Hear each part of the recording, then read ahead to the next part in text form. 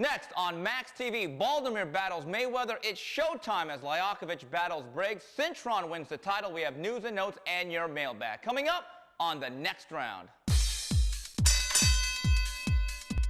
And welcome to the next round. Steve Kim joined as always by the editor-in-chief of Max Boxing, Doug Fisher. A jam-packed show.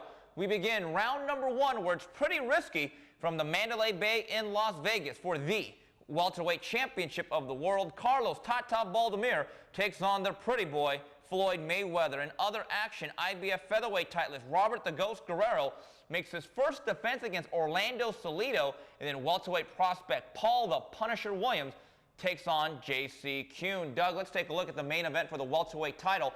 They're billing this show pretty risky, but is it?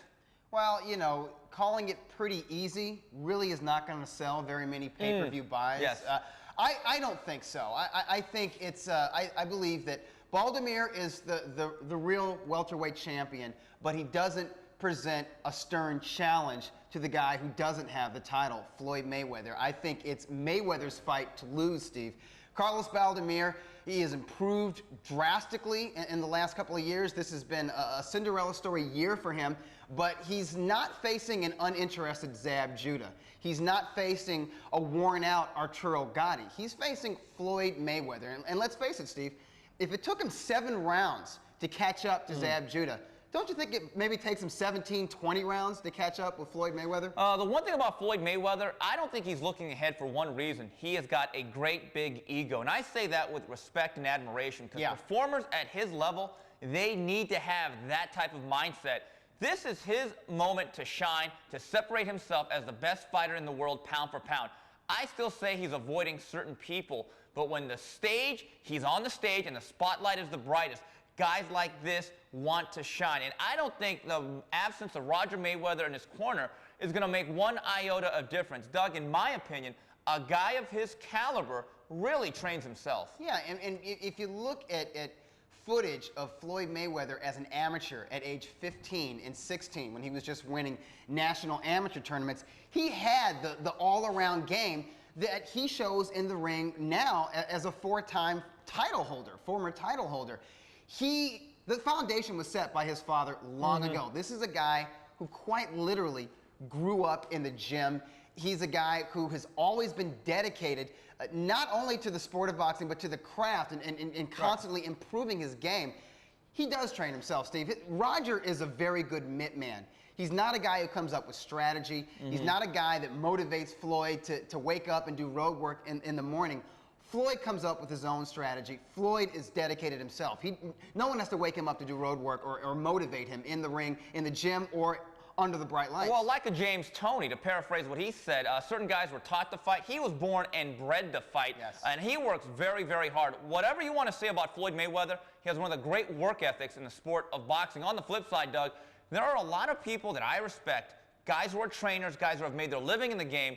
They give Baldomir a shot because of the overall size and consistency. But Doug, speed and quickness, and I think Floyd Mayweather is a great craftsman, and he boxes not only with his hands and his legs and his feet, but also with his mind. I don't think he'll allow Carlos Baldomir to make this a good fight. Well, let's talk about the great equalizer, which pundits are saying is Baldomir's size. I don't look at Baldomir as a big welterweight. I look at guys like Antonio Margarito, Paul Williams, who was freakishly tall and rangy for a 147-pounder, and 2 guys who fought this past Saturday, Kermit Cintron and Mark Suarez. I look at those guys as very large welterweights. Carlos Baldomir, he is a guy with a really large head, Steve. He has a body, the frame of his shoulders, his chest, his back, the size of his arms and legs, I think they're equal to, or maybe even a little smaller than Floyd Mayweather. This is a 5'7" guy. Everyone says, well, he goes up to 180 pounds in between fights. I say that's not a good thing. I don't see that as a positive. I think that's getting fat in between training camps. Your size and how much you weigh the night of the fight is not going to really matter much if you can't hit your target. And Mayweather not only is superior by leaps and bounds in terms of his skill, technique, and natural talent, but he has a style that will always give a guy like Baldomir trouble. And Doug, the natural comparison people are making because of perhaps the size and the strength is Jose Luis Castillo. But Doug, I will argue on the flip side, at 135, Jose Luis Castillo is a much harder puncher than Baldomir as a welterweight. Yeah, and he's also a better technician. He's better at cutting off the ring. He throws more punches. He delivers his punches with more accuracy than Carlos Baldomir. Once again, no disrespect to Carlos Baldomir. I think if he has a willing opponent, somebody to stand in front of him, or somebody who may have natural greater talent like Zab Judah, but who overlooks him, I think obviously he's proved that he can win. He can upset the odds. But against a guy who is a better boxer, all around, a better all-around athlete, perhaps the smarter fighter who is not underestimating him, I really don't give him much of a shot. I agree with you. I say somewhere around the lines of 9-3 for the new welterweight champion of the world, Floyd Mayweather. On this undercard, IBF featherweight title, Robert Guerrero makes his first...